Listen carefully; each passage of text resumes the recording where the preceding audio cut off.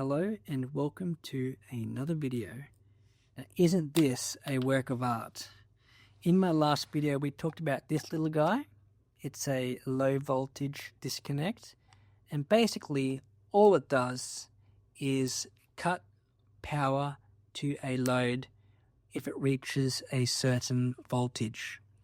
And we check that by clicking the left button once, and that is set to 11.5.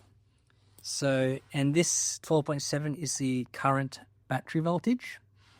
And to check the reconnect voltage, we press the right button once, and we're going to add 0.7 to the disconnect voltage. So that will be 12.2. So disconnect 11.5, reconnect 12.2. Now what I didn't show you in the last video is there's another setting here. Hold the right button and let go. We can set a delay. Sorry, this is in minutes, so we'll set it to 1 minute delay. What happened in the last video is the voltage dropped low, the load disconnected, the voltage went back up because I wasn't drawing any power, so the voltage went back up again, and that reconnected everything. And then the load came back on, the USB, but then it sagged again because I'm drawing power from it. So we got into this loop. So to fix that, we either set a higher reconnect voltage or we add a delay. So I'm going to use both so we don't get into those cyclic loops that happen too frequently, which can actually potentially damage your devices. So that's a quick recap on that. So power goes in here, direct from your battery, and V out is what we're going to control. Instead of controlling this device directly, we are going to flick a switch on this relay because this can't handle too much current. This can handle up to 30 amps of current. And this relay is pretty cool because it's also fused. I've got a 10 amp fuse in there because I don't think I'll need more than 10 amps for my USB charger.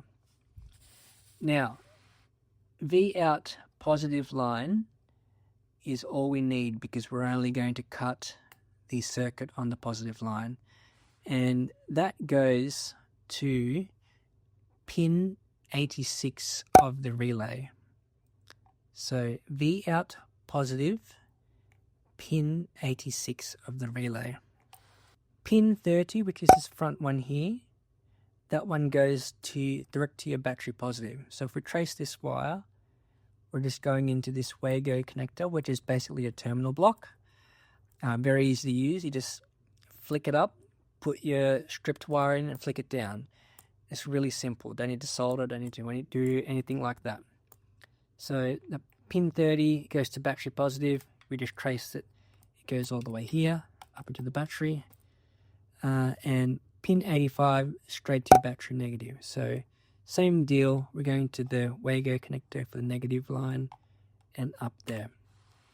And if we look here on V in, we are just sharing that negative.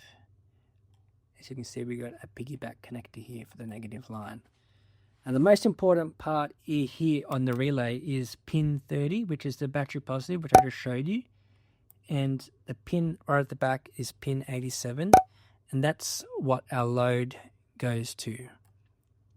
That's what's controlling our load. So if we look here, if we trace this wire, it's going here to this fuse box. So anything after this fuse box gets cut off if the voltage drops below the value I set. The fuse box looks really complicated, but it's not. It's just, we've got from pin 87, the positive into the positive of the fuse box, and then we're just protecting everything, which is just one thing. I'm using only one fuse here to protect this USB charger. So when this drops below 11.5 volts, instead of switching this directly, we are going to break the connection in the relay, and the relay acts as the bridge to disconnect everything. So yes, this is a bit overkill for a USB charger, but that's just a demonstration on how to use a relay to disconnect a load. And why do we use a relay? Because it can handle more current than what this can. This is rated up to 30 amps, but I only need about 10, so I've got a 10 amp fuse in there. Not all relays have fuses built in, but I got one that does because it saves a lot more on wiring. So let's recap. This is going to flick a switch to cut off everything after the fuse box if the voltage is below 11.5 and reconnect at 12.2. That's a lot to take in, I know. So let's do a demonstration. As you can see, the red light means there's power. We've got a USB-C plug here, plugged into my daughter's iPad.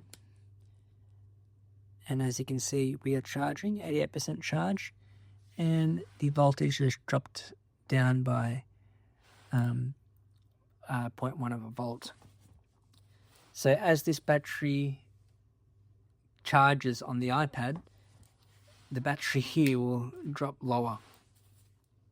So let's simulate a low voltage disconnect. We're going to set this to 12.6, which should effectively cut it off. So the iPad's going, oh, I've got no more charge. The light's gone off here, the light's gone off there. Let's simulate a reconnect. Put it back to 11.5. And we have to wait a minute, I think, because that's the reconnect time. So how can I entertain you within a minute?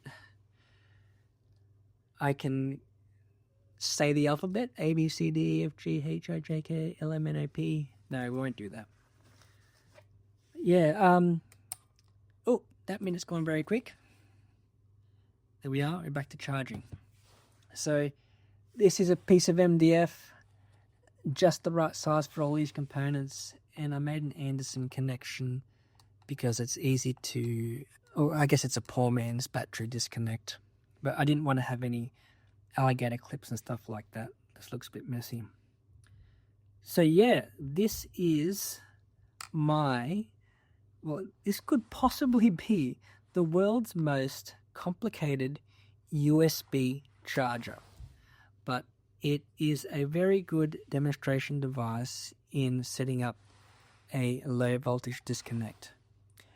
I'm not sure what I'm going to do with this, but for now it is going to be charging my devices, my iPads and all that, and if I have any other uses for it, I'll be sure to make another video.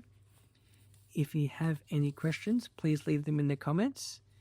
And oh, here's my little diagram of what the relay pins refer to. You don't need to memorize that because they're written up here and there's many guides on the internet about them. Okay, that's all for now. Catch you in the next video.